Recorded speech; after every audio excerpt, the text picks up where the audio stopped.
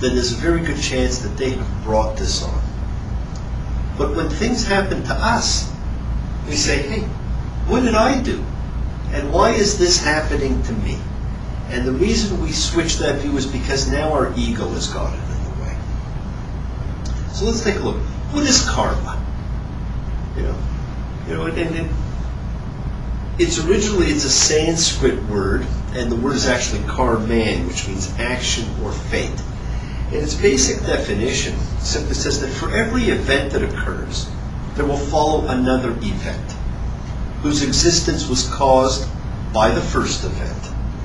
And the second event will be pleasant or unpleasant, according as its cause was skillful or unskillful. And while that may sound complicated, that's actually very simple. So what we have is an event occurs that leads to another event.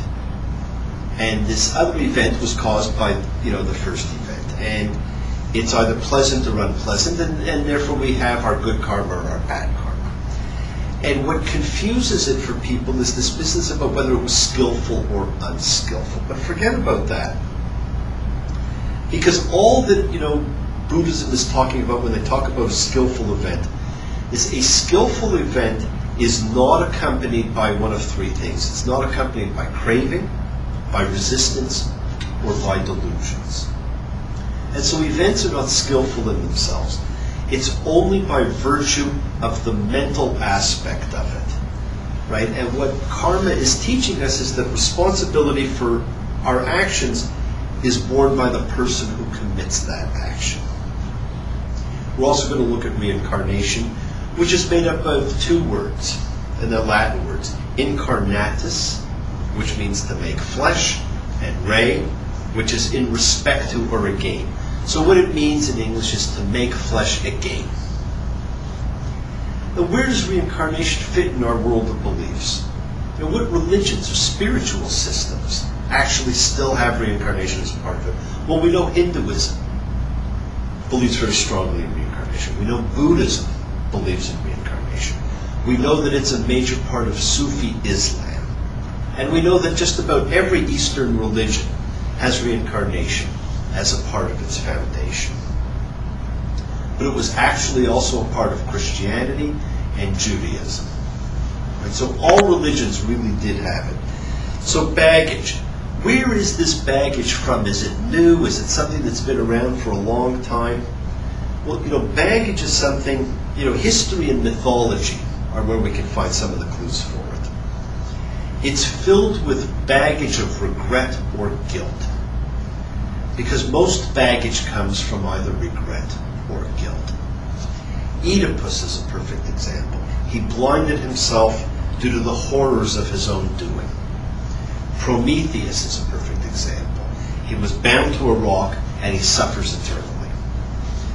Look at almost any of Shakespeare's dramas. You have Macbeth. The entire play is about guilt. Other Shakespearean characters suffering from baggage are Othello, Hamlet, and of course King Lear. If we want to look at the biblical examples, we have Adam and Eve, we have Aaron and the story of the golden calf, we have Joseph and Esau, and Cain and Abel, the two most famous brother pairs in the Bible. So we can see that most baggage comes from guilt, and that includes all of the baggage we carry today. So guilt. Guilt is something we all talk about, it's something we all tend to have, and there's two types of guilt. There is good guilt, and there is bad guilt. But the common denominator with guilt is we always feel like we're on trial. And we're trying to defend ourselves.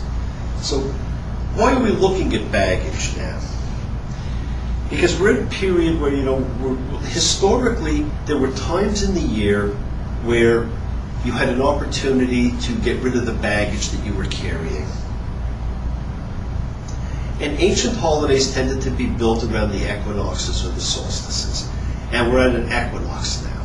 We're at the fall equinox. Again, it's a period where light equals dark, day equals night. And you have a chance, in effect, to have the second half of the year almost as a redo for whatever happened during the first half of the year. And so we're at a period now, the equinoxes represent times when you can cleanse yourself of whatever's taking place. And the ancient Egyptians believed that at death you faced Anubis and a board of inquiry. And this board of inquiry would go through a series of questions, and your heart would be weighed against a feather. And the feather represents our thoughts, and of course our heart represents our emotions. So it was a case of balancing your thoughts and your feelings. And history talks about wilderness journeys. And this is where the journey through the wilderness of self-examination takes place. So for the Egyptians it happened at death. But it's all about the journey. And we all make these internal journeys. And it's the journey that a whole bunch of people have done prior to us, and we all do it. And some were biblical and some were not biblical. And some of the more famous biblical journeyists were Abraham, Ishmael, Moses, David, John the Baptist, Jesus. Then we have Mohammed, Buddha, and into literature we have Odysseus, and just about all natives everywhere in their vision quests and shamanistic soul journeys refer to the travels through the wilderness to the various worlds that are needed. And each of these individuals that we talked about, influences can still be felt today. And each of them had a major crossing of the wilderness influence in which they received love and faith and redemption. And when we talk about getting rid of our baggage, that's what we're each individually going to do. Our own little journey through our own internal wilderness in order to redeem ourselves of whatever it is, this guilt that we're carrying. So who do we have? We have Abraham.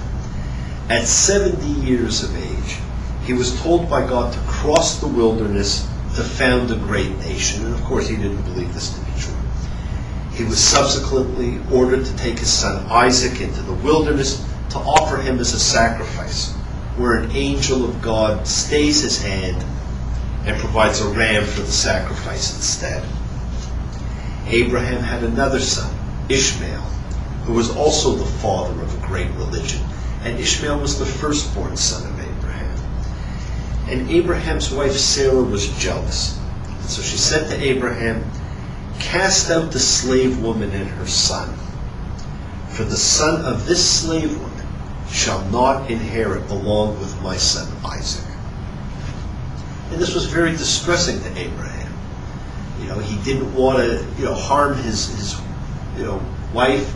He didn't want to harm his firstborn son, but he didn't want to, have any trouble with Sarah. And he didn't know what to do. And God said to him, "Abraham, don't be distressed because of the boy and because of the slave woman. Whatever Sarah says to you, do, but I shall provide for your son, and he shall father a great nation, because he is your offspring." So Abraham rose in the morning and took Hagar and his son Ishmael out to the wilderness and sent them away. And they wandered through the wilderness at Beersheba.